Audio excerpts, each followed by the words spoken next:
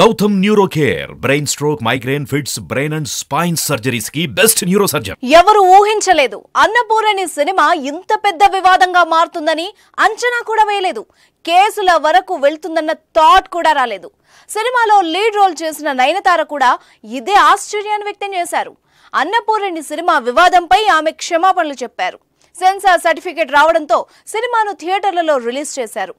అప్పుడు ఈ సినిమాను ఎవ్వరూ పెద్దగా పట్టించుకోలేదు.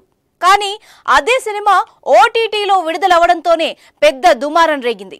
అన్నపూర్ణి సినిమా హిందువుల మనోభావాల్ని దెబ్బతీసే విధంగా ఉందని, వెంటనే దాన్ని నిలిపివేయాలని పెద్ద ఎత్తున నిరసనలు వ్యక్తమయ్యాయి.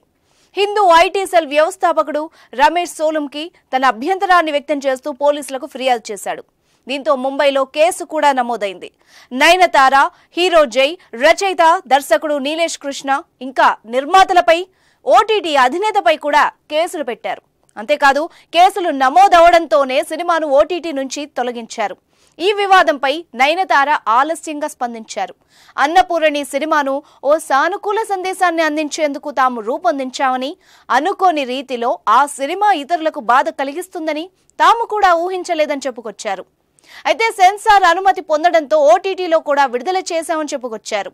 ఇప్పుడు తలెత్తిన వివాదం తీవ్రత ఏంటో తాము ఊహించగలమన్న నయనతార, తాను కూడా భగవంతుడిని సంపూర్ణంగా నమ్ముతానని, దేశవ్యాప్తంగా ఉన్న అనేక దేవాలయాలను తాను తరచుగా సందర్శిస్తూ ఉంటానని, ఆ సినిమా ద్వారా ఎవ్వరి మనోభావాలు దెబ్బతిన్నా కూడా తన్ను క్షమించాలని కోరారు. సనాతన ధర్మాన్ని నమ్ముకునే ఒక బ్రాహ్మణ కుటుంబం నుంచి వచ్చిన ఒక యువతి తాను దేశంలోనే బెస్ట్ షెఫ్ అవ్వాలని అనుకుంటుంది. తన వృత్తిలో భాగంగా నాన్ వెజ్ కూడా తింటుంది. ఒక సీన్లో హీరో జై ఆమెను నాన్ వెజ్ తినిపించడానికి రాముడు కూడా మాంసం తినేవాడు అనే మాట వాడతాడు. దీంతో ఆ సినిమా వివాదాస్పదంగా మారింది. సినిమా వివాదంపై ఇప్పుడు నయనతార స్పందించింది.